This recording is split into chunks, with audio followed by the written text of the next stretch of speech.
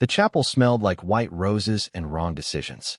Sofia had been in enough beautiful rooms to know that beauty was never the same thing as safety, had learned that lesson the way women like her always learned it, slowly and with evidence that left marks the right shade of concealer could almost cover. The room was breathtaking. Candles burning in their hundreds, spilling gold light across stone walls that had absorbed a century of vows. Orchids wound through iron candelabras.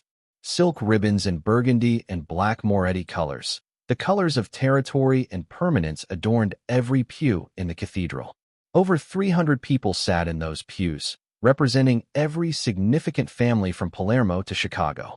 Every one of them had come to witness Dante Moretti become a married man. Not one of them was there for her. Sofia stood at the entrance of the nave with no one beside her, because the man who should have walked her down this aisle was already standing at the altar. That had been deliberate, she understood that much.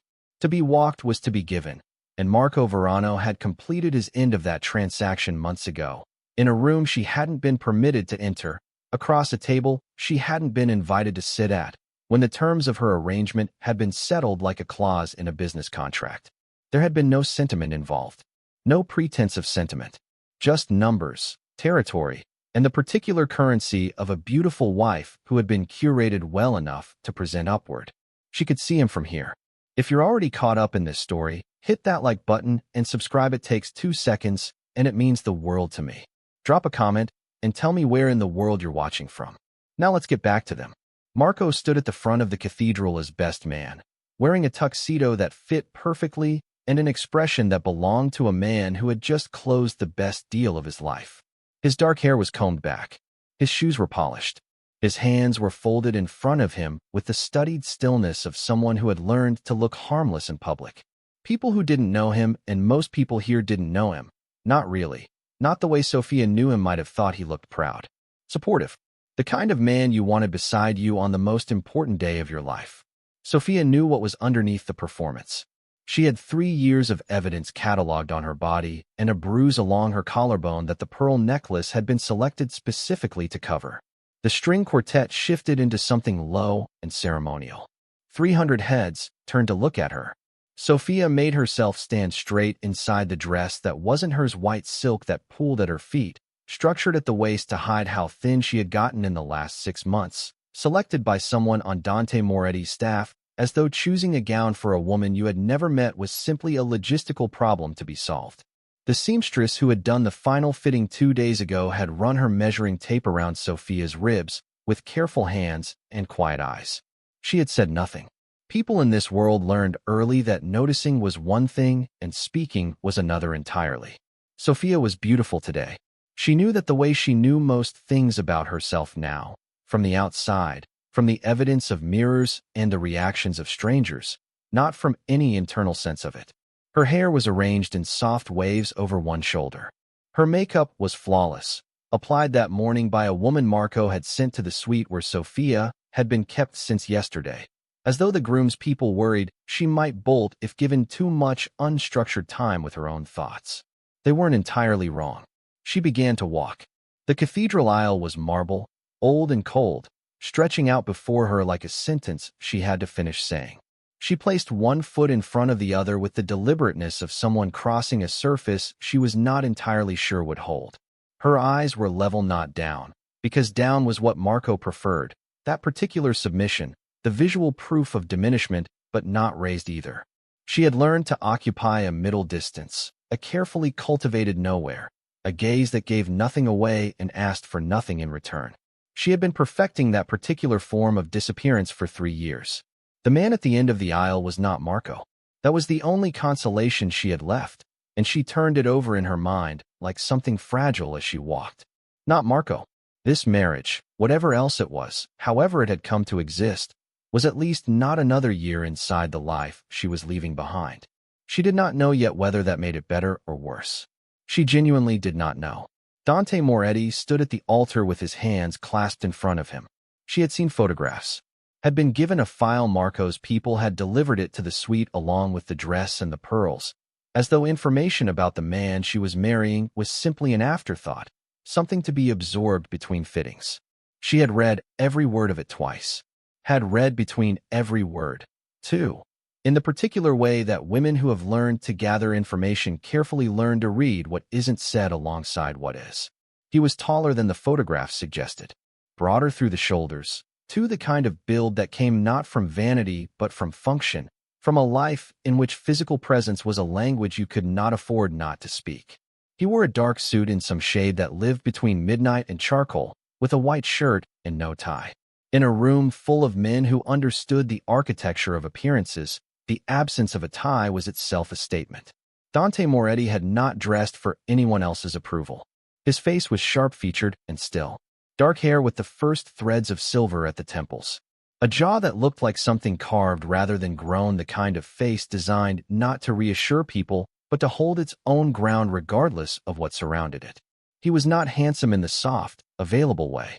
He was handsome the way certain weapons were handsome, precise, functional, built entirely for the purpose it was made to serve. His eyes, when they found her moving up the aisle, were the color of deep water before a storm. Sofia had expected him to look at her the way Marco's associates always looked at her, that particular inventory that men in this world performed without realizing they were performing it, the quiet arithmetic of assessment, the calculation of worth. She had been looked at that way so consistently over the past 3 years that it had become background noise, something she registered and filed and stopped feeling. He didn't look at her like that. He looked at her the way someone looked at a problem they had not anticipated finding. Not cold, not warm, something more careful than either of those things.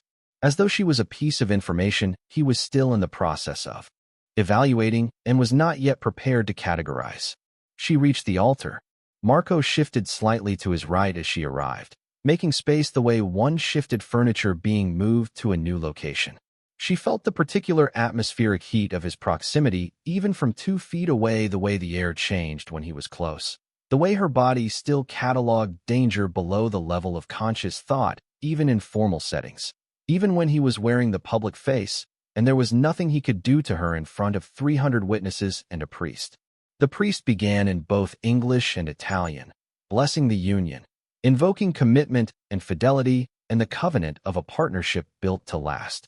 Sofia stood very still and listened to the words and thought about how she had arrived at this particular altar. It had started 3 years ago in a way that most terrible things started, not with a single catastrophic moment, but with a slow erosion, small choices that each seemed reasonable in isolation and only revealed their collective meaning when you were already too far inside them to see the shape from outside. She had been 26. A curator at a gallery in Manhattan that specialized in contemporary Italian art, a position she had worked toward for years, building credentials piece by careful piece, apprenticing herself to people who knew things she needed to learn. The gallery was small and respected. Sofia had been genuinely good at the work.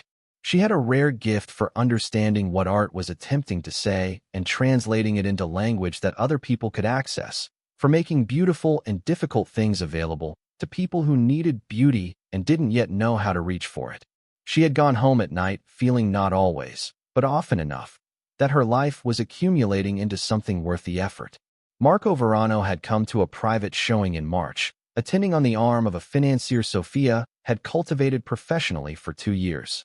He had seemed like a businessman, wealthy, cultured, interested in art the way certain wealthy men were interested in beautiful things, as an acquisition, as a demonstration of taste, as proof of a life elevated beyond the merely transactional. He had bought 3 pieces that evening, sent flowers to the gallery the following morning, called her at the office 3 days after that. She should have researched him before the second dinner. She understood that now with a clarity that came too late to be useful. He had presented himself as legitimate, and he was, partly. The Verano family had layered legitimate enterprises so thoroughly over their actual operations that even some of the people who worked for Marco didn't know which side of the line they were standing on at any given moment. By the time Sofia had begun to see the actual shape of what he was, she had already fallen in love with the man he had performed for her, and the real one had already begun making small corrections to who she was permitted to be. First, her friendships. He didn't like certain people she spent time with. Their influence was bad. Their values didn't align with what he and Sofia were building together. He expressed this as concern. It sounded like care until she noticed that every person on the exclusion list was someone who might notice if she started changing. Then her work. He was proud of her, he said, but the gallery world was full of people who took advantage of women with her kind of talent. He had better opportunities, a position managing acquisitions for a private collector, less public, more lucrative. Another reasonable step. Another door closing so quietly she hadn't heard it shut. Then the first time he raised his hand. They had been married 6 months. He apologized beautifully, and this she remembered with a clinical clarity she had not had access to while living it. Marco's apologies were architectural. He constructed them with the same intelligence he brought to everything else, understanding that the most effective way to prevent someone from leaving was to make them believe that the person who had hurt them was also the only person who truly loved them. By the time Sofia understood the full dimensions of what she was in, she had no independent income, no friends who weren't also Marco's people, no family who hadn't been carefully distanced until they existed only as Christmas cards and strained quarterly phone calls where she said everything was fine and meant none of it. And then 4 months ago, Marco had come home in the particular mood that meant something had gone badly wrong in his professional world. He had poured himself a drink, sat down across from her at the kitchen table, and told her, in the tone he used to discuss business logistics, that he had accumulated a debt to the Moretti family that exceeded his current capacity to service. He said it the way someone announces a scheduling conflict. Then he told her what the resolution was going to be. Dante Moretti was 43 years old and had never married. The Moretti family, for reasons of succession and legitimacy and the particular politics of their world, wanted that to change. Marco had a wife. Marco's wife was, by any objective measure, precisely the kind of woman a man in Moretti's position might need beside him: educated, cultured, capable of moving through legitimate social circles without creating friction, intelligent enough to understand the reality of the world she was entering, and composed enough not to embarrass anyone while doing so. Marco had proposed the arrangement himself. Sofia had looked at him across the kitchen table and felt something go very, very quiet inside her. Not numbness, something more precise than numbness. The particular stillness that preceded a decision. She had asked, and she remembered the exactness of the question, the way she had kept her voice entirely level, because any emotion gave him material to work with, whether Moretti had been told the specifics, whether he knew she was not a willing participant, whether the man who was to become her husband understood that she was being traded like a property in receivership. Marco had looked at her with the expression he reserved for moments when she said something he found tedious. He had explained that what Moretti understood or didn't understand was not her concern. Her concern was to appear at the ceremony looking appropriate, to conduct herself in a manner that did not embarrass anyone, and to understand that this was a very good arrangement for all parties involved, including herself. Dante Moretti was not Marco. Whatever she might imagine her new life would look like, it would certainly look different. He said this as though it were a gift. Sofia had gone very still for a long time after that conversation. Then she had gone to the bathroom, closed the door, run the cold water, and pressed both palms flat against the marble of the sink until the shaking stopped. And she had made a decision, not a dramatic one, not the kind that arrived accompanied by clarity and a plan. Just a small, quiet, cellular decision, somewhere below the level of articulated thought, that she was not going to let this be where the story ended. She didn't know yet what she was going to do about it. She only knew she was going to do something. The priest was speaking. Sofia brought herself back to the marble altar, to the candles and the orchids and the 300 witnesses, to Marco standing slightly behind her to the right with his hands folded and his face arranged in the expression of a man who had made a good deal and was allowing himself the private satisfaction of knowing it. She looked at Dante Moretti. He was watching her, not performing, not doing the ceremonial thing men did at altars, the display of being chosen and choosing. He was watching her the way he had watched her walk up the aisle. That careful, gathering attention with no social overlay, no performance coding it. Just information being collected with absolute precision. Sofia looked back. The priest asked them to face each other. They turned. Moretti was perhaps a foot taller than her in her heels, and she had to tilt her chin slightly to hold his gaze directly, something she did deliberately, because looking down had been Marco's preference, and she had decided, somewhere in the long months of preparation for this day, that she would not bring that particular habit with her into whatever came next. Close up, the details were different than they had been from a distance. His eyes, which she had taken at first for simply dark, were the kind of deep brown that went almost black in certain lights, and they were doing something she had not expected. They were searching her face. Not performing assessment, actually looking. The way someone looked when they were trying to understand something the surface of a thing was not adequately explaining. Sofia kept her expression composed and empty. The priest asked Dante if he took this woman to be his wife. "I do," he said. His voice was low, carrying a faint accent in the vowels, something older than the life he had built, something Sicilian, something that had survived his transformation into whatever he was now. He was still watching her when he said it. The priest turned to Sofia. She opened her mouth.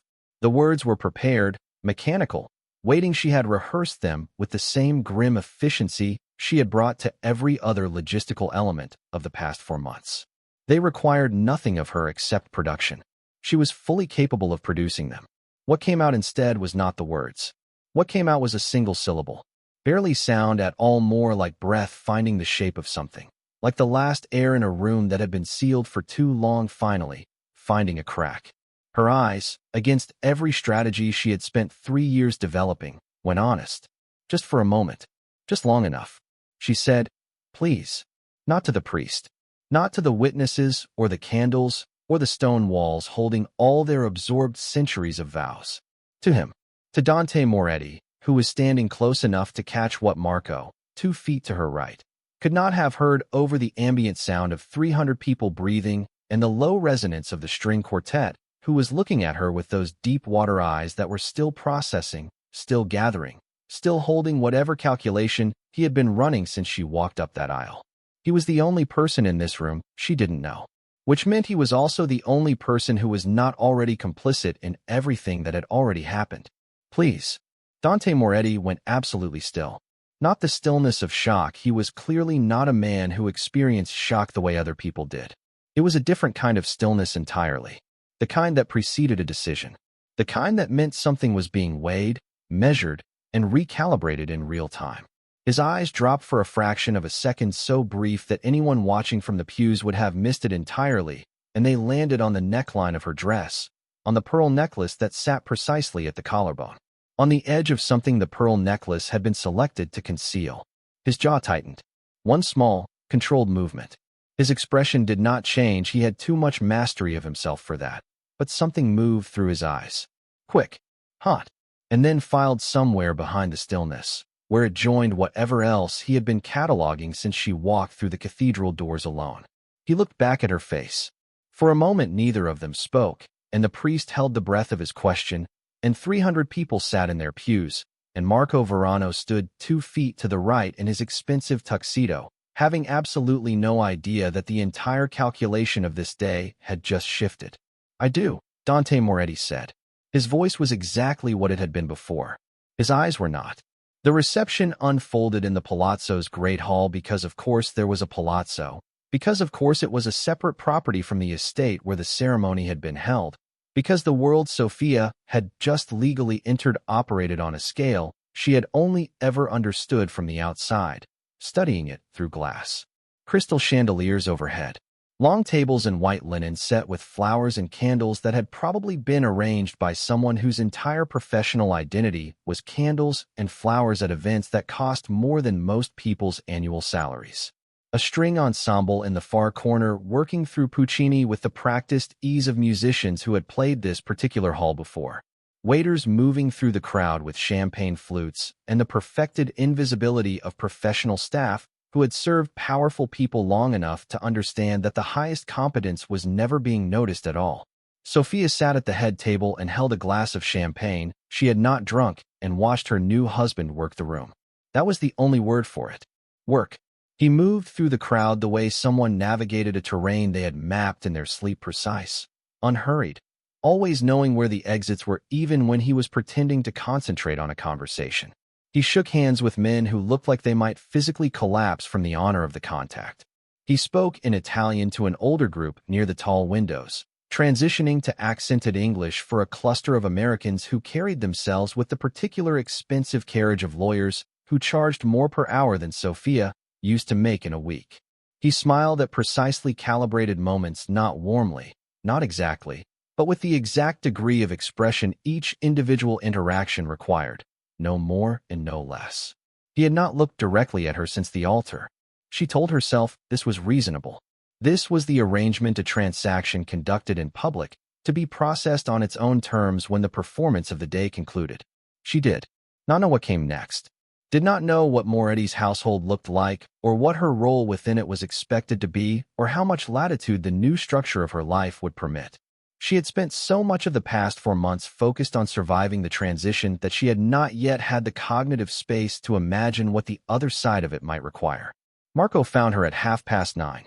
She felt him before she saw him, that specific atmospheric contraction, the way the air seemed to compress slightly when he came close. He settled into the chair beside her with the ease of a man who considered all spaces available to him, and he picked up his champagne glass and looked out at the room with an expression of pleasant satisfaction. "You did well," he said quietly, the voice he used when he was complimenting her in public. "Smooth. Reasonable. I was watching." "I know," Sofia said. The hesitation at the vows. He took a measured sip. "I noticed. There was a great deal to take in." "It was a contract," Marco said, still pleasantly, still watching the room. "Contracts don't benefit from hesitation." A pause. Moretti noticed. Sofia said nothing. "He's going to want to understand you," Marco continued. "He's particular that way. He'll ask questions, want to know things. You should remember that whatever he asks you, your answers need to be appropriate to the situation. We have a shared interest in this working out well." He set down his glass. "You understand that." "I understand that you have an interest," Sofia said. His hand came to rest on her wrist beneath the table. "Not hard. Not yet. Not here, where consequences existed. Just the weight of it, the communication of the grip that needed no pressure to convey everything it was meant to convey." "Be careful," he said pleasantly. "This is a new environment with new rules. Don't mistake a change in setting for a change in circumstances." He released her wrist, stood, smiled across the room at someone he recognized, moved away with the practiced ease of a man who had never once been held accountable for anything. Sofia set down her champagne glass and looked at her own hand. In the chair between her and the end of the table, which had been empty 30 seconds ago, sat Dante Moretti. She had not seen him sit down. He had simply appeared, the way powerful men sometimes did, as though they had always been in a room and you had only just noticed. He was leaning slightly back, one arm resting on the table, his dark eyes moving across the crowd with the cataloging attention she had already identified as his default state of being. From the angle of his body and the precise way he was positioned, it was clear that he had been seated there for longer than 30 seconds. He said, without looking at her, "What did he say to you?" It was not a question. It did not have the inflection of a question. Sofia considered her options. Considered the expected answer, the nothing wrong, the everything is fine, the particular fluency of reassurance that she had spent 3 years developing until it was as automatic as breathing. She was very good at it, had deployed it in front of people far better positioned to notice than Dante Moretti currently was. But he had heard one word at that altar, and his eyes had gone to the pearl necklace, and his jaw had done the thing it had done. "He was reminding me," Sofia said, "of our shared interests." Moretti's gaze came around to her face. "Slow. Complete. And what are those?" "He believes this arrangement benefits us both. He would like me to conduct myself in a way that supports that belief." "He would like you to manage me," Moretti said. Sofia looked at him. "That's a generous interpretation." Something moved across his face, not quite amusement, but the shadow of what lived adjacent to it in a man who rarely permitted himself to travel that far. "There and gone." "What's the accurate one?" he said. "He would like me to be manageable," Sofia said. "There's a difference." Moretti was quiet for a long moment. Then he looked back out at the room. "He's in the northeast corner," he said, "speaking with my cousin Enzo. They have a history of brief and inadvisable business dealings." A pause. "My cousin will let me know exactly what was said." Sofia absorbed this. "You were already watching him." "I watch everyone at my own wedding." A beat passed before she said, very quietly, "That sounds lonely." The words left her mouth before she could evaluate them. Old habit of sometimes saying the true thing before the survival habit could intercept it, and she felt the familiar brace for the cost of having said something real when she should have said something safe. "It is," Moretti said, simply, without effect, without apparent awareness that it was a remarkable thing to admit to the woman he had married 4 hours ago in a room full of people who feared him. He said it the way someone stated something about weather. Then he reached forward, took his wine glass, and turned to receive a man who had approached to offer congratulations. Sofia sat very still and thought about what it meant that the most honest exchange of the evening had been 2 sentences long and had happened between strangers. The evening stretched long in the way these events always did, courses and toasts, and the elaborate performance of celebration that was actually, beneath its surface, a demonstration of consolidation. The Moretti family welcomed Sofia with the professional warmth of people who understood that when the head of their family made a decision, that decision became something to be supported regardless of private opinion. She shook hands and accepted kisses on both cheeks and made the right sounds and said the right things and spent the entire evening operating at a level of performance so sustained and so finely calibrated that by midnight, she could feel the exhaustion of it deep in the muscles of her face, in her hands, in the small of her back. She had not been alone with Moretti since the table exchange.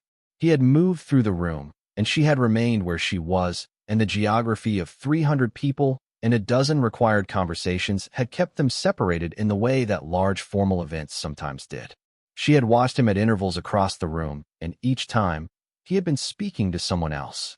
And each time, she had been aware, with the heightened peripheral attention of someone trained to track exits and threats and changes in atmospheric pressure, that he was also occasionally watching her.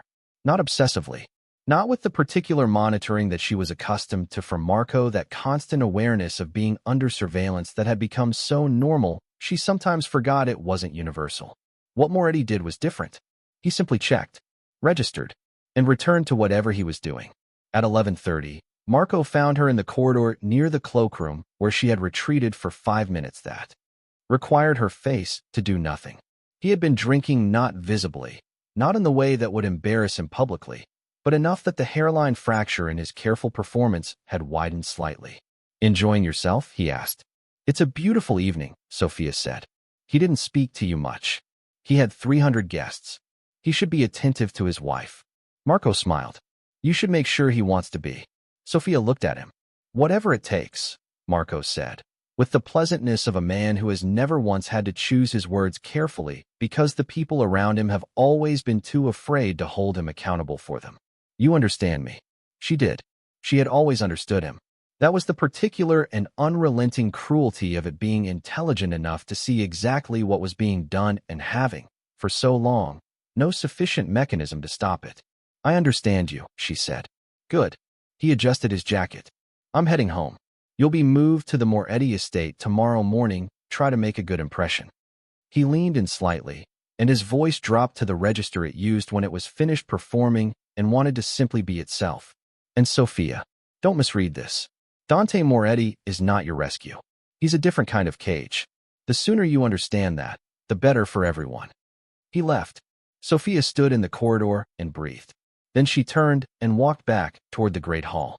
And in the doorway, leaning against the frame with his arms crossed and his dark eyes reading the corridor behind her with an expression that carried nothing publicly legible, was Dante Moretti. He had been standing there long enough to have heard. She understood that from the quality of his stillness, not the posture of someone who had just arrived, but the particular controlled composure of someone who had been present for a conversation and was now deciding what to do with what he had learned. He looked at her face. His expression told her nothing. "It's late," he said finally. "The car will take you to the estate. You'll have your own rooms. Everything you need has been arranged." "Thank you," Sofia said. Force of habit. He stepped aside to let her pass.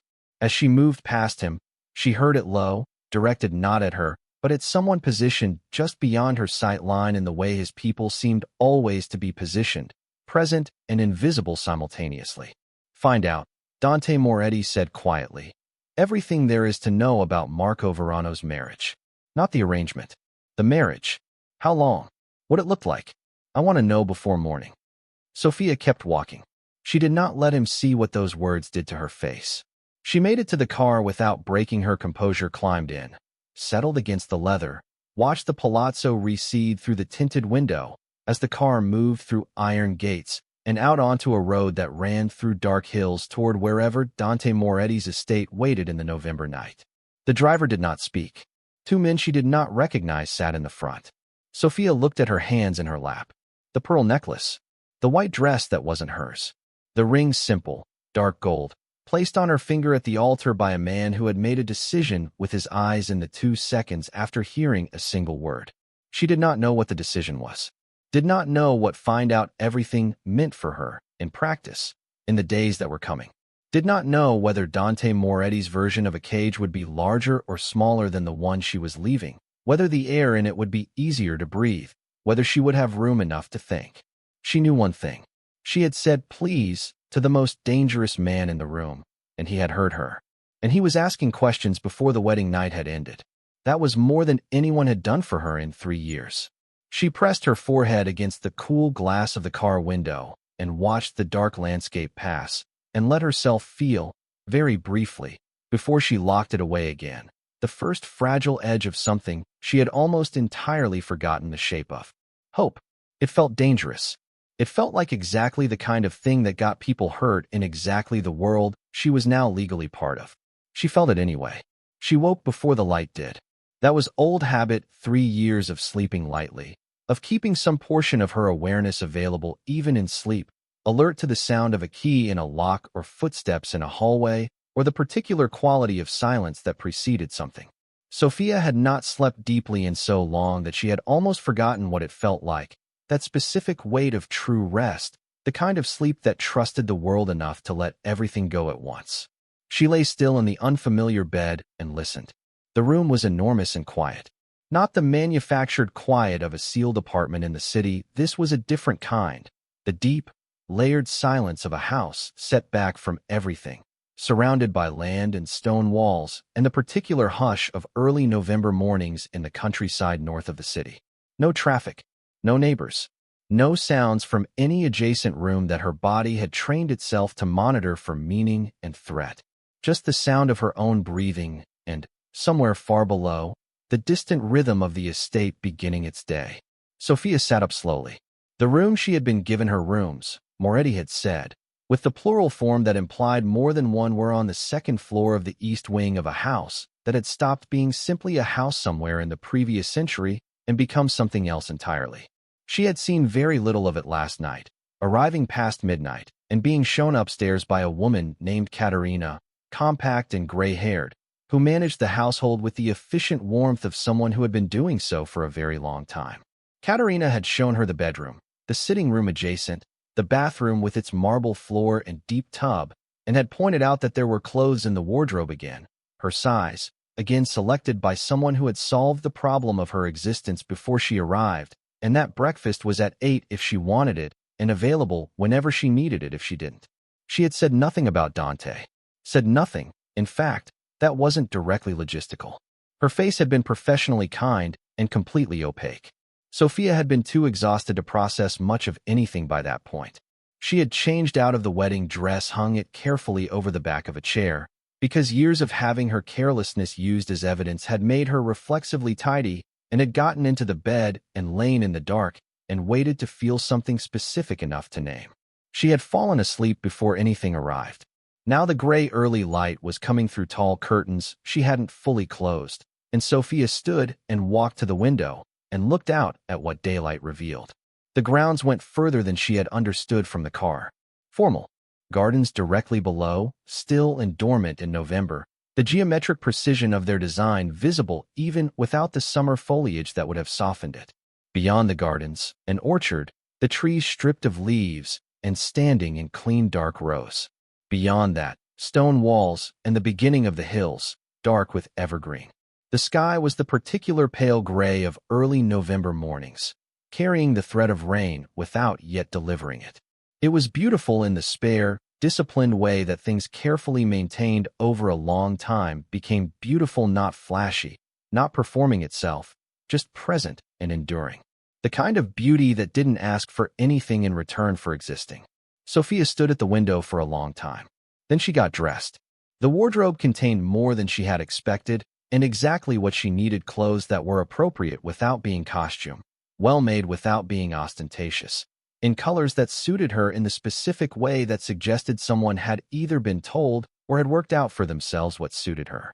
She chose dark trousers and a cream silk blouse, dressed carefully as she always dressed carefully, Spent a few minutes in the marble bathroom doing the things with concealer and foundation that she had been doing every morning for 3 years, making sure the collarbone was covered and the small shadow along her jaw from 4 days ago was adequately addressed. She looked at herself in the mirror for a moment before she left the room. Then she went downstairs. The house revealed itself room by room as she moved through it, the kind of house that had been built in a period when space was understood as authority, where high ceilings and deep-set windows and wide stone floors communicated something about the people who lived within them without requiring those people to say anything at all. It was not cold, exactly, though it was not warm in any domestic sense. It was ordered. Everything was precisely where it was because someone had decided it belonged there, and nothing looked accidental. There were photographs in the hallway on the second-floor landing. Not many, not the kind of domestic photo gallery that accumulated organically in most houses, but a small, curated collection. Dante with older men who had his bone structure and none of his stillness. A formal portrait of a woman who might have been his mother, dark-eyed, composed, wearing a string of pearls, and an expression that suggested she had learned to hold her ground in difficult rooms. A landscape of coastline that Sofia thought might be Sicily, though she couldn't have said why it read that way, something in the quality of the light, the particular blue of the water in the distance. She studied each photograph briefly and then kept moving. Katerina was in the kitchen when Sofia found a room at the back of the house that was large and warm and smelled of coffee and bread and something savory that had been cooking since early morning. She looked up when Sofia appeared in the doorway and nodded as though her presence there was entirely expected, which presumably it was. "Sit," Katerina said. It was not unkind. It was simply the particular register of a woman who had been managing large households for decades and had no time for unnecessary ceremony. "Coffee first, then food. You didn't eat last night." Sofia absorbed this information that Katerina had noticed, that Katerina's noticing was the kind that tracked things. "I wasn't hungry. You should have been." Katerina poured coffee into a ceramic cup and set it in front of Sofia along with a small pitcher of warm milk. "Weddings are long. They take more out of you than you expect." Sofia wrapped both hands around the cup. The coffee was very good, dark and clean, and nothing like the coffee at the apartment, where everything had been dictated by Marco's preferences, and she had long since stopped having opinions of her own about coffee. "Will Mr. Moretti be joining?" she started. "He's been up since 5, Katerina said, already moving. "He has meetings. He'll find you when he's ready to find you. Don't go looking." She set a plate of bread and cheese and sliced fruit on the table and looked at Sofia directly for the first time since she'd entered the room. Her eyes were very dark and very level. "Eat. This is your house now. Everything here is available to you. You don't have to ask permission for anything." Sofia looked at her. "I mean that plainly," Katerina said. And then she went back to whatever she had been doing, and the kitchen filled with its sounds again, and Sofia sat at the table and ate her breakfast and tried to learn what it felt like to be somewhere she was allowed to simply exist. She spent the morning exploring. Not anxiously, she had learned to move through unfamiliar spaces with a deliberateness that looked like confidence from the outside, even when it wasn't, and she applied that now, moving room by room through the east wing and then the main body of the house, building a map of the place in her mind. The library on the ground floor had floor-to-ceiling shelves on 3 walls and a fireplace, and 2 deep chairs and light from tall south-facing windows that fell across the spines of books in a way that made the room feel like it was doing exactly what it was supposed to do. She stood in the middle of it for several minutes and felt something very close to peace. She was in the library, still standing in front of a particular section of art history texts, reading spines, registering with a faint, bittersweet recognition titles she had taught herself to love in graduate school, when she heard footsteps on the stone floor of the hallway outside. They stopped at the library door. "You found it," Dante Moretti said. He was not in the suit from last night. Dark trousers, a dark sweater with the sleeves pushed up, the same leather shoes, expensive, understated. He looked, in daylight, in a room with books and morning light, like a slightly different version of himself. The control was the same. The stillness was the same, but the formal armor of the wedding was gone, and what was underneath it was, if anything, more formidable. He was holding a folder. "I wasn't looking for anything in particular," Sofia said. "I was getting to know the house." "That's a good instinct." He came into the room and set the folder on the desk by the window with a precision that suggested it had been carried carefully. He did not open it. He looked at her instead. "How did you sleep?" "Well," she said. Then, because she had apparently started telling him true things at altars and couldn't entirely stop, "better than I have in a while." He absorbed this without visible reaction, pulled out the chair at the desk and sat, and gestured toward the chairs by the fireplace. "Sit down. I'd like to talk with you." Sofia sat. She kept her spine straight and her hands in her lap and her expression composed, and she looked at him across the room and waited. Dante rested his forearms on the desk. His eyes were doing the processing thing again. That gathering, careful attention, and he let it rest on her face for a long moment before he spoke. "My people," he said, "are thorough."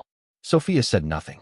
"When I ask for information before morning, I receive it before morning." He glanced at the folder without opening it. "What I received last night about your marriage to Marco Verano was—" He paused, and the pause was brief and deliberate. "More than I anticipated." The room was quiet. The fire that someone had laid and lit while Sofia was in the kitchen made the only sound the low, occasional shift of burning wood. "He told you I was a willing party," Sofia said. "He implied it. He lies professionally."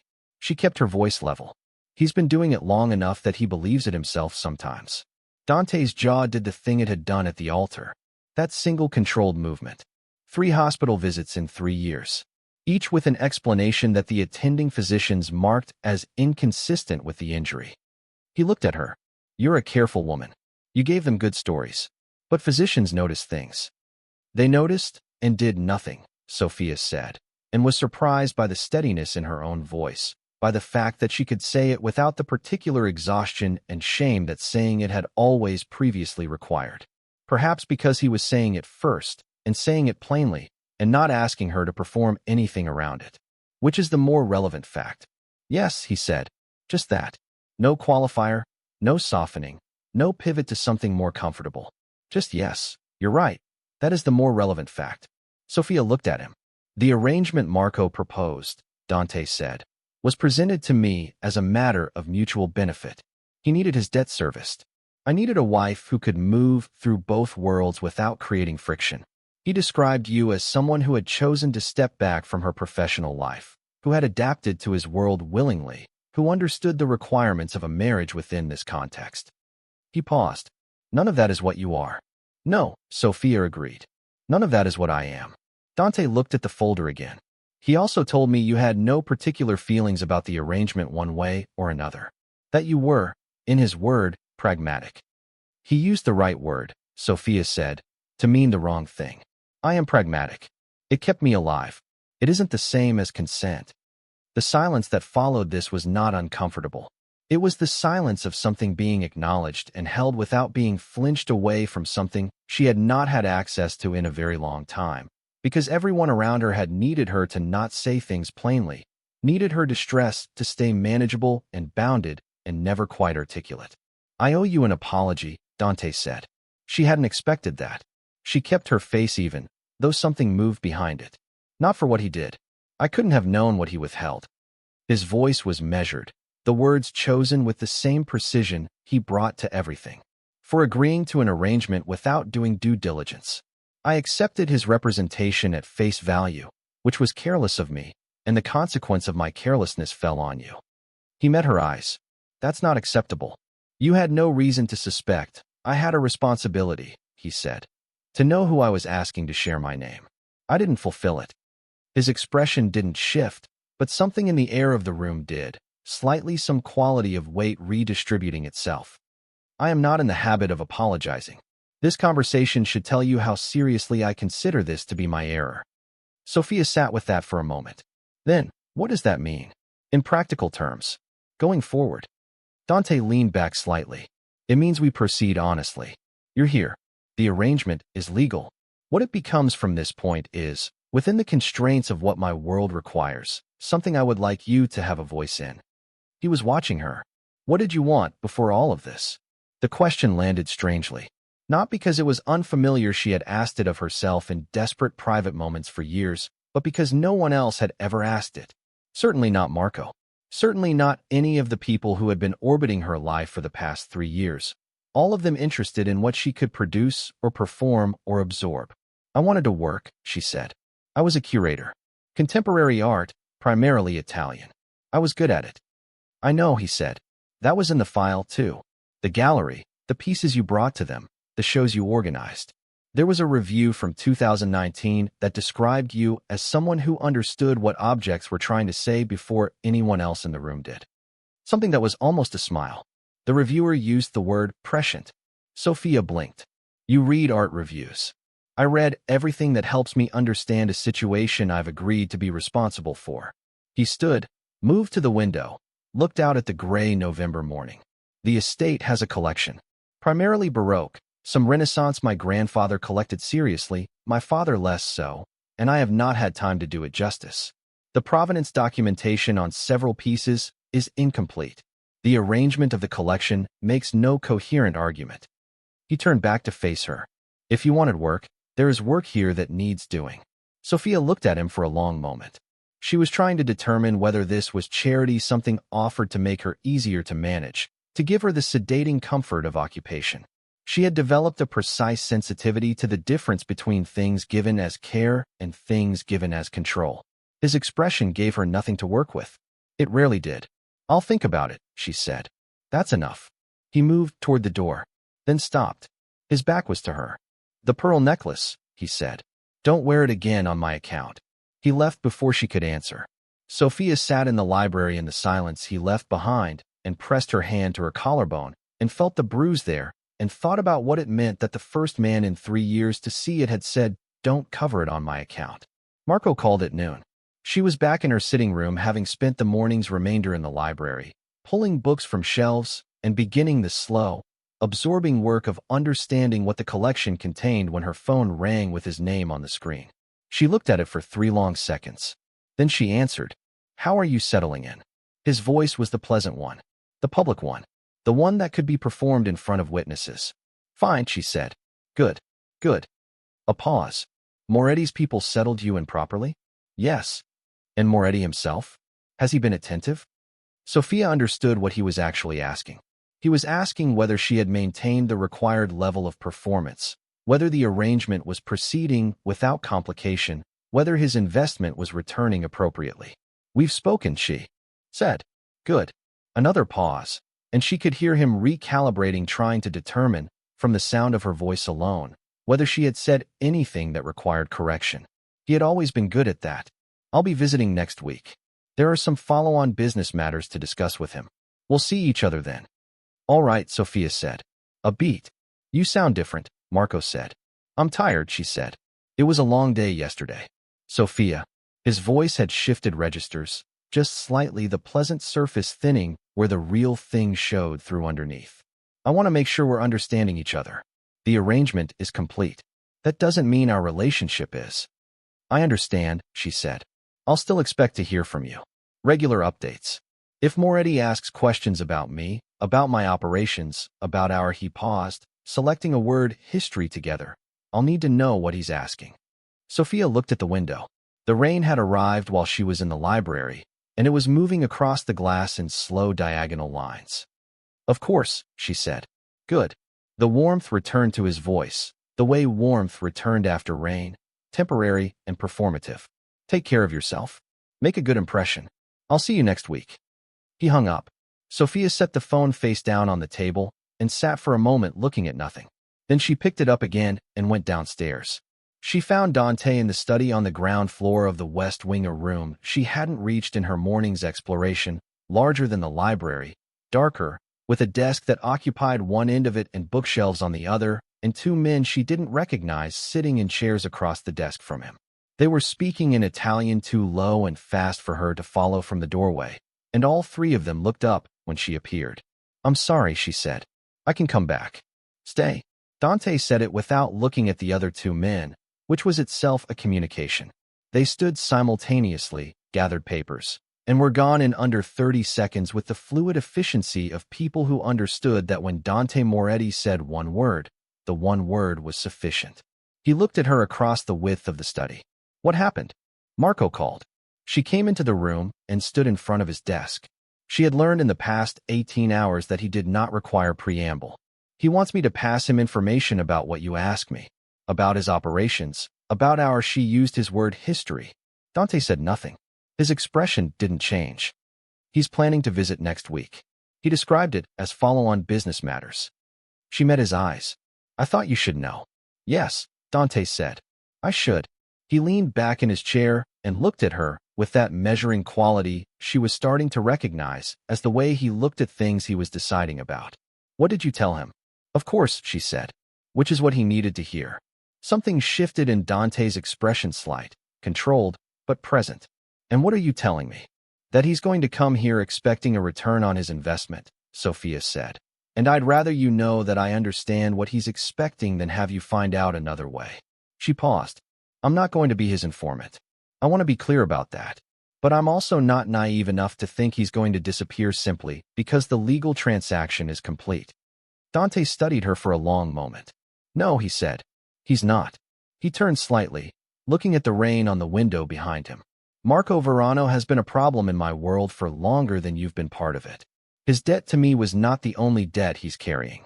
He has habits that make him unreliable and a temperament that makes him dangerous, and he has been allowed to operate at the margin of several organizations because he occasionally produces value and because dealing with him permanently would have created complications.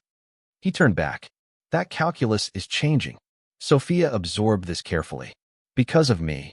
Because of what I know now, he said. Which is not the same thing, though it is connected. She understood the distinction. He was not telling her he was protecting her, he was telling her that new information had changed a business calculation. The fact that the information was about what Marco had done to her, the fact that the calculations change would have the effect of protecting her, was a consequence rather than the motive. He was being precise about this on purpose. She found, somewhat to her own surprise, that the precision was more reassuring than any other framing would have been. She had had enough of things that wore the face of care while serving other interests entirely. What does changing calculus look like? She said, in practical terms. In practical terms, Dante said, Marco Verano will not be visiting this estate next week. He reached for the pen on his desk. He'll receive a communication tomorrow that will explain that his business relationship with my family is under review and that all contact should be directed through my legal counsel until the review is complete. He looked at her. He won't be happy. No, Sofia agreed. He won't. He'll contact you. Probably immediately. He'll want to know what you told me. Dante's eyes were level. Tell him whatever you need to tell him to manage that conversation. You are better positioned than anyone to determine what he needs to hear. Sofia looked at him. You're trusting me with that. You've already demonstrated this morning that your judgment about what I should know is sound. He returned to whatever was on the desk in front of him, not dismissing her, but the gesture of a man who had moved from one thing to the next with the efficiency of someone who had too many things requiring his attention to linger. If that changes, I'll tell you. If you're as deep into this story as I am right now, make sure you're subscribed and have notifications turned on. I upload new stories every week, and you don't want to miss what's coming. Your support is the reason I keep going. Now, back to them. She left him to his work and went back through the house and climbed the stairs to her sitting room and sat down in the chair by the window and watched the rain and tried to organize what had happened in the past 12 hours into something she could understand. He had read the file. He had apologized without being asked. He had offered her work without making it a condition of anything. He had told her what he was doing about Marco and trusted her to manage the conversation. He had not touched her, had not implied any expectation of anything, had not performed warmth or coldness or anything that required her to decode it carefully for what it was covering. He was, so far, exactly what he had said he was. A man who operated by rules, whose rules were not Marco's rules. She pressed her fingers together in her lap and made herself be careful. Being careful was what had kept her alive. Hope was the most dangerous thing she could allow herself, because hope created expectations, and expectations in the world she had lived in for 3 years created vulnerabilities, and vulnerabilities were tools in the hands of people who knew how to use them. And yet, he had heard one word at an altar and made decisions in real time that he had not been required to make. He had looked at a bruise and tightened his jaw. He had said, "Don't cover it on my account," which was the most gentle sentence anyone had said to her in 3 years and cost him nothing in his world and would have cost him nothing to withhold. She was being careful. She was. She was also beginning, very slowly and against her better judgment, to pay attention. Marco's communication came at 3 in the afternoon. She knew from the sound of her phone not the number, which was one she didn't recognize, but from the particular quality of his messages, which had a cadence she could identify blindfolded. He was using a secondary line. He used secondary lines when he was angry. The message was brief. Dante's legal team had reached him. He wanted to speak with her immediately. Sofia turned the phone face down and did not respond. An hour later, another message. Less brief this time. The pleasant surface entirely gone. She turned the phone face down again. At 5, Katerina appeared at the sitting room door with a cup of tea and the information that dinner was at 7 and that Mr. Moretti would be present. She set the tea down, looked at the face-down phone on the table, looked at Sofia's face, and said nothing. Just left. Sofia picked up the tea and drank it and looked at the rain. At 6, she dressed for dinner, the dark trousers again, a different blouse, the pearl necklace back in its box in the jewelry case that had been arranged on the vanity. She looked at the bruise in the mirror and thought about what he'd said and left it uncovered. The dining room was smaller than she had expected given the scale of the rest of the house, clearly the room that was actually used for meals rather than the formal space she had glimpsed earlier, with a table that could seat 8 but was set for 2, candles lit, the rain still moving against the tall windows. Dante was already there when she arrived, standing at the window with a glass of something dark, looking out at nothing in particular. He turned when she came in. His eyes went, briefly and without comment, to her collarbone, then to her face. "Sit," he said, and it was the same register as Katerina's sit, not unkind, not commanding, just the efficient instruction of someone who had decided to dispense with the theater of it. They sat. Food appeared brought by a man she hadn't seen before, left without ceremony. The meal was real food, the kind that took time to prepare. Braised meat, roasted vegetables, bread that was still warm. Sofia ate with the specific gratitude of someone whose appetite had been a point of conflict for long enough that eating without that particular vigilance felt like a small recovered freedom. Dante ate and did not speak immediately. This did not feel like silence being weaponized. It felt like a man who did not fill space with words when he didn't have anything specific to say.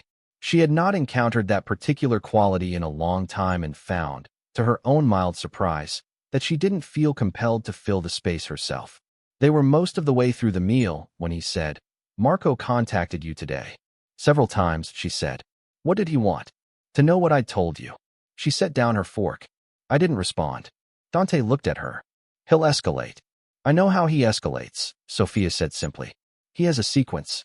First the messages, then calls through people he thinks I trust, then a version of appearing in person that he frames as concern." She picked up her fork again. "He won't be able to appear in person if he's not allowed on the property." "He won't be," Dante said.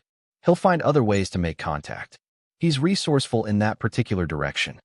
She said it without effect, reporting a fact about weather, the same way he had spoken at the altar. "I want you to understand what you're managing if you block his access. He won't simply accept the change in circumstances." Dante was quiet for a moment. Then, "Have you ever told anyone outside your marriage what he did? In detail, not the hospital stories. The truth." Sofia set down her fork and was quiet. "You don't have to answer that," he said. "No," she said. "I've never told anyone. There was no one to tell who wasn't also his." She met his eyes across the table. "You're the first person who's asked." The fire in the dining room made its low sound. The rain was heavier now, audible against the glass. "Then let me tell you what I know," Dante said. "Not what the file contains, facts, dates, hospital records. What I know from those facts." He held her gaze. A woman who was intelligent enough to build a career people respected, who was careful enough to construct consistent explanations for 3 years of injuries, who was strategic enough to stay alive inside a situation that many women don't survive, and who was still paying enough attention to whisper one word at an altar to the only stranger in the room. He paused. "That is who you are. What Marco told you were is not relevant." Sofia felt the thing behind her eyes that she had been holding at considerable distance for 3 years threatened to arrive all at once, and she made the small controlled internal movement that she had developed for exactly this, the equivalent of pressing both palms flat against marble and waiting for the shaking to stop. She managed it. "Barely. You don't know me," she said. Her voice was steady. "No," he agreed. "Not yet. The not yet sat in the air between them with a weight that was not exactly a promise, but was not nothing, either. I have a question, Sofia said. He waited. Last night at the altar. When I said, she stopped, began again. When I said what I said, you had a choice. You could have continued the ceremony without making anything of it. The arrangement would have been completed. Your debt would have been settled. Everything would have proceeded as agreed. She held his gaze. Why didn't you do that? Dante Moretti was quiet for a long moment. He looked at her with those deep water eyes that gave nothing away, and she watched something move behind them, something old, perhaps, something that had been there before this room, and this rain, and this table, something that had nothing to do with her, and everything to do with what she had said that unlocked it. Because, he said finally, I know what it costs to say please to a room full of people who aren't listening. Sofia looked at him. He picked up his wine glass. That's enough for tonight, he said, and the quality of his voice had changed slightly, not softer, exactly, but the control drawn over something that was underneath it, something that had briefly been visible and was now being carefully recovered. We'll talk more tomorrow. There's no urgency. There was urgency. Actually, Marco's messages still unread on her phone upstairs, the visit he had planned, the escalation she had mapped out for Dante, as though it were a weather system coming in from a known direction. There was plenty of urgency, but she understood what he was offering. Space. Time. The instruction that not everything had to be handled tonight, that she was not in a situation that required her to solve herself all at once. She had not been given that instruction before. All right, she said. They finished the meal without speaking again, and it was not uncomfortable. When she rose to go upstairs, he rose also, old-world courtesy that she hadn't expected, simple and unperformed, the kind of gesture that existed because it was the right gesture and not because anyone was watching. He moved to the door of the dining room and held it open, and as she passed him she was close enough to register the specific quality of his stillness, the way he occupied a room, not aggressively. Not with the crowding pressure Marco had always exerted simply by existing in proximity, but with a kind of gravitational steadiness. Something you could position yourself near without fearing it would consume you. Sofia, he said. She stopped, turned slightly. When Marco comes, he said, and there was something in the when, the certainty of it, the fact that he did not say if, he will try to reach you however he can. I want you to come to me directly if he makes contact that feels threatening. His eyes were direct, and carried no performance. Not because you can't manage it. Because you shouldn't have to anymore. She looked at him for a moment. Thank you, she said. And this time, for the first time, she meant it not as a reflex, not as a habit of performance, but as a genuine thing moving from somewhere real. She went upstairs. In her sitting room, she picked up her phone and looked at Marco's messages, 5 in total now. The sequence proceeding exactly as she had mapped it for Dante at dinner. She read each one carefully, set the phone down, then picked it up and wrote back to him in the particular register he responded to best, the one that managed him without conceding anything, that bought time and gave nothing. When she was done, she put the phone on the nightstand and looked at the ceiling and thought about what he had said about the cost of saying please to a room full of people who weren't listening, about the fact that he had been listening, about the way he had said not yet when she told him he didn't know her, and the weight that 2 words could carry when they were said by a man who said very few words and chose each one carefully. She turned off the light. Outside, the rain continued steady, unhurried, the kind of rain that had no particular agenda and made no particular apology for its persistence. Inside, the estate was quiet in the way that things that have stood for a long time were quiet, the silence of something that had outlasted a great deal and expected to outlast more. Sofia lay in the dark and listened to the rain and did not brace herself against the morning.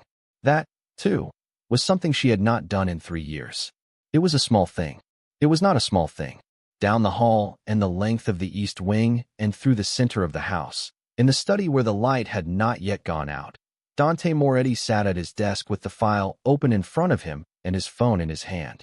He was not looking at either. He was looking at the wall across the room where nothing was, in the particular way that someone looked at a decision they had already made and were now simply following to its conclusion. He made a call. 3 rings. Then a voice he had known for 20 years, his lawyer, his fixer, the man who translated Dante's decisions into the documentation that the world required. The Verano situation, Dante said. Accelerate the review. I want complete financials, Complete exposure, every liability he's carrying with every family he's touched. Full scope. A pause. And find out who else has been watching that marriage and saying nothing. He listened. Nodded once. By Friday, he said, this becomes a priority. He hung up. Looked again at the wall. Outside. The rain moved against the old stone of the house. And somewhere on the floor above him, the woman who had said one word at an altar was beginning, for the first time in 3 years, to fall asleep without waiting for the other shoe to drop. Dante Moretti closed the file. He had been in this world long enough to know that some debts accrued interest faster than others. Marco Verano had borrowed against a woman's life and called it a business arrangement, and he had done it in Dante's name, which meant the debt had arrived at Dante's door without his knowledge or consent. He did not forgive debts. He especially did not forgive ones he hadn't agreed to carry. The light in the study stayed on for a long time after that.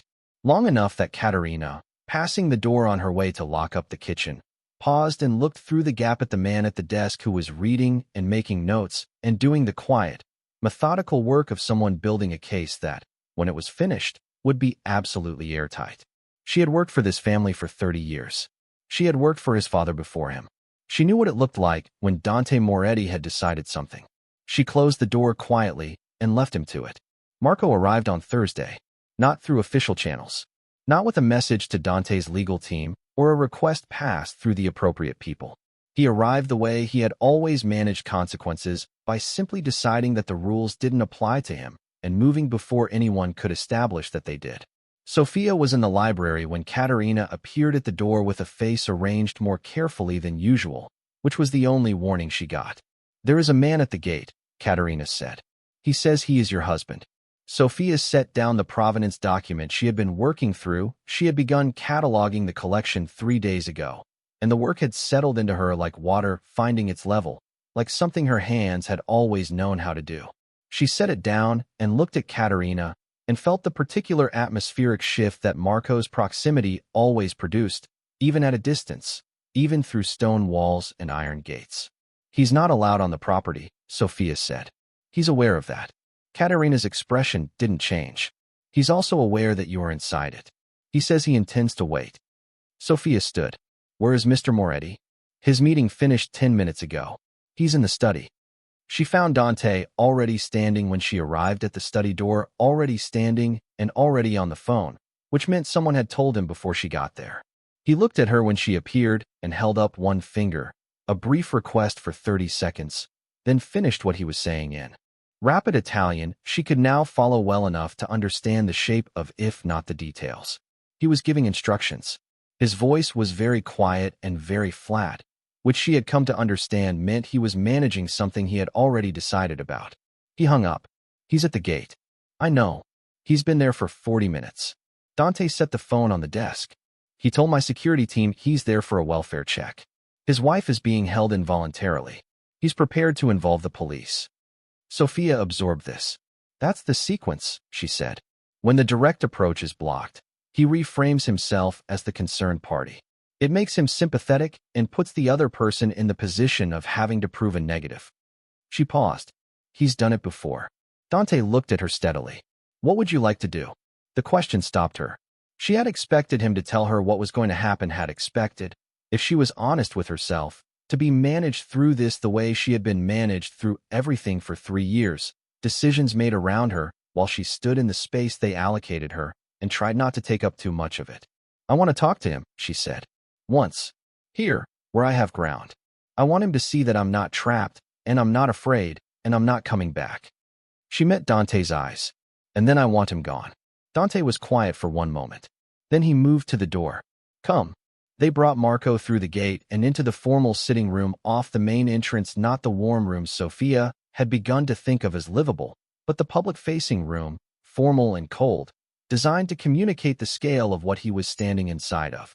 Marco entered wearing the expression Sofia knew well, the aggrieved husband, wounded, reasonable, performing concern so skillfully that anyone who didn't know him would have believed every syllable of it. He saw Sofia first. His eyes moved across her face and her posture and her uncovered collarbone with the rapid inventory of a man re-establishing his map of something he considered his. Then he saw Dante, standing slightly behind her, and to the left, and his expression recalibrated.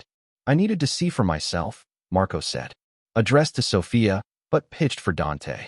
That everything was all right. Everything is all right, Sofia said. You haven't been responding. No. A pause. We need to talk. Privately. His eyes moved to Dante again. Family matters. There's nothing you need to say to me, Sofia said. That can't be said here. Something shifted in Marco's face, the pleasant surface developing the hairline fracture she had cataloged so many times, the place where the performance thinned and what was underneath it pressed through. You're making a mistake, he said. Still pleasant. Still reasonable. The words themselves carrying the content while his voice maintained deniability. The review of your business relationship with this family is complete, Dante said. Marco's eyes moved to him. The findings, Dante continued, his voice carrying the same flat quietness it always carried when he had already decided something and was simply delivering it, are that you have been operating at a significant deficit of integrity across multiple organizations for several years. Specific documentation of that deficit has been shared, as a courtesy, with the relevant parties. A pause. They found it informative. The color left Marco's face. You have no right. The arrangement you proposed to me, Dante said, was based on a misrepresentation of material facts. Under those conditions, I'm dissolving your debt to this family. You owe me nothing. I owe you nothing. He held Marco's gaze with the absolute, unblinking steadiness of a man who had never once in his life been the one to look away first. What you owe other people is between you and them. Marco turned to Sofia. The mask had come down entirely now. She could see it happening in real time. The performance simply stopping because there was no longer any audience for it he needed to manage.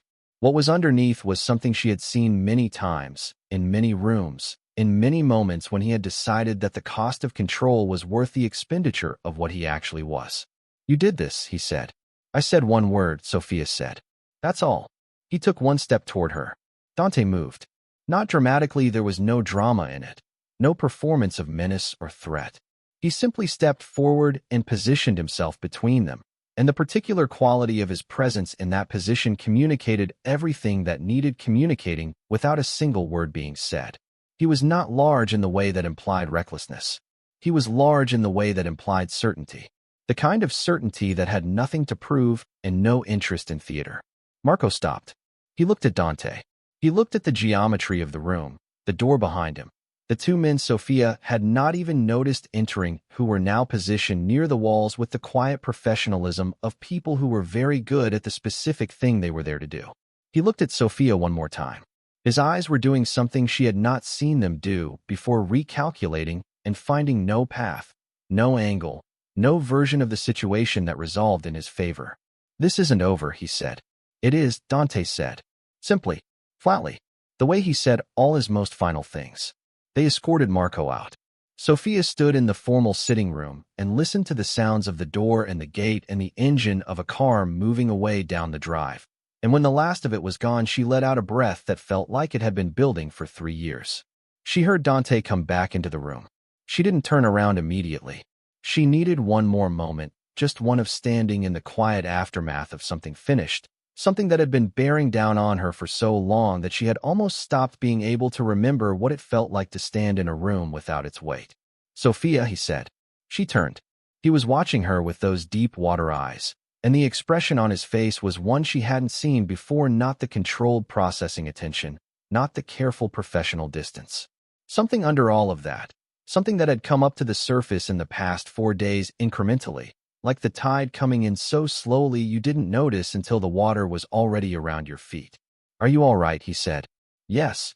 She held his gaze. Yes, I am. He nodded once, turned slightly, then stopped. He said it wasn't over, Sofia said. He was wrong. Dante looked back at her. The documentation shared with his associates covers activities they have significant motivation to address themselves. He will be occupied managing that for some time. A pause. He won't have room to reach you. Sofia looked at him. You built that before he came today. I built it before Tuesday, Dante said, when I knew he was planning to come, regardless of what my legal team told him. She stood with that for a moment. The fact that he had been several steps ahead the entire time, not reactively, not scrambling, but methodically, with the patience of someone who understood that the most permanent solutions were the ones built without urgency. "You didn't tell me," she said. "You had enough to manage." He said it without apology. "And you didn't need to wait for something I was already handling." Sofia crossed the room and stopped 2 feet from him, close enough to see the specific quality of his stillness, the thing she had been studying for days now, the way he occupied space without crowding it, the way he was present without being consuming. "I need to say something," she said. He waited. "I came into this house as collateral," she said. "That's the word Marco used. The word I used, in my own head, when I was trying to be clear-eyed about it." She held his gaze steadily. "I don't feel like collateral anymore. I haven't felt like it since the library on the first morning. And I need you to know that I'm paying attention to that, to what you've done and what you haven't done, and the difference between this and everything before it." She paused. "I'm not saying it to create an obligation. I'm saying it because you've been honest with me, and I want to be honest with you." Dante was very still. "What are you saying?" he said. "I'm saying I'd like to stay." She let the words be what they were: simple, direct, entirely her own. "Not because I have no options. Because I'm choosing this one." Something moved through his face, through the deep water eyes, and the carefully held composure, and the particular stillness he wore like a second skin. Something that had been held for a long time and was now, cautiously, incrementally, being released. He reached out and touched her face. One hand, his thumb at her cheekbone, the lightest possible pressure, a question rather than a claim. "Then stay," he said. Winter settled over the estate the way it settled over old things that had endured it before, without surprise, without resistance, simply accommodating itself to the season and continuing. Sofia stayed. The collection took shape under her hands across the following months, documented, organized, the provenance gaps filled in through the kind of patient investigative work she had always loved, the pleasure of making a coherent argument out of disparate beautiful things. Dante watched her work, sometimes without commenting, occasionally asked questions that told her he was actually listening. Once brought her a document he had found in his grandfather's correspondence that resolved a gap she had been trying to close for 3 weeks, and set it on the desk beside her without ceremony, and she had looked up and found him already leaving the room. The work was hers. The house was becoming hers. The life inside it was being built slowly, carefully. The way things built to last were always built from honesty rather than performance, from choice rather than necessity. Marco's name came up occasionally in the news that reached them from the broader world they were both, in different ways, part of. The documentation Dante's people had distributed had done what it was designed to do. Marco's world contracted steadily, methodically, without drama. He did not contact Sofia again. She did not miss him. She missed, sometimes, the woman she had been before him. The curator who had gone home at night feeling that her life was adding up to something worth the effort. But she was beginning to understand that woman hadn't disappeared. She had gone underground, the way things went underground to survive winters, and she was coming back now, piece by recovered piece, in the library and the collection and the quiet evenings at the dining table, where two people who had both learned to be careful with words were slowly, carefully, learning to use fewer of them in the presence of someone they trusted. Dante did not change. He was not a man who changed in any dramatic sense. He was a man who revealed himself, incrementally, to someone patient enough to wait for it. She learned that he had been 17 when his father first showed him what the family business required of him, and that some part of him had been managing the weight of that knowledge ever since. She learned that the history books in the library were not decoration. He read them because he genuinely believed that understanding how empires failed was the most useful thing a man in his position could know. She learned that he had a quality of attention when he was not managing anything and not in any room that required performance, that was almost entirely still and entirely present, and that being the recipient of that attention felt like being genuinely seen for the first time in a very long time. She told him, one evening in the library when the fire had burned low and the November rain had come back around, what her life had looked like in the 3 years before the altar. Not clinically, not the hospital records, not the documented facts, the actual texture of it. What it felt like to manage someone else's volatility as a full-time occupation. What it cost, daily, to be that careful and that afraid. What it did to the part of a person that was supposed to be reserved for living rather than surviving. He listened without speaking. When she finished, he said, "You should have had someone in your corner a long time ago." I know that now, she said. I didn't know how to want it. You knew at the altar. I knew enough to say one word. She looked at him. You heard it. I will always hear it, he said. And the way he said it, not as a promise dressed up in poetry, but as a simple statement of fact, the way he stated all his most important things was more than any elaboration would have been. There is a particular thing that happens when a woman who has spent years making herself invisible is finally, genuinely seen. It does not arrive all at once.